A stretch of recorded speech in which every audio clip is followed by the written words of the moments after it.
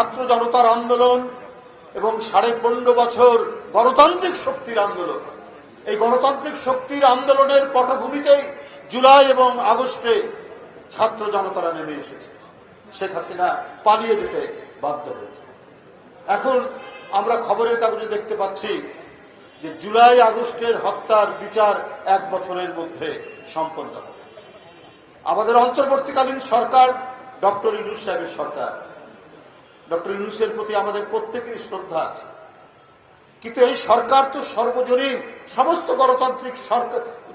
গণতান্ত্রিক রাজনৈতিক দলের পক্ষের সরকার।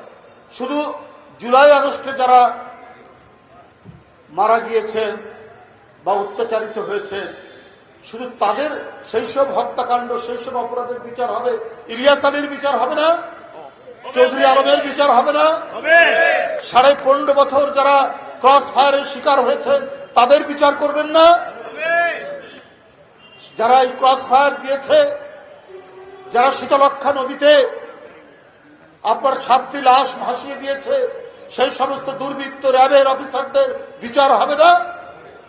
15.5 বছর তো গণতান্ত্রিক সংগ্রামের এই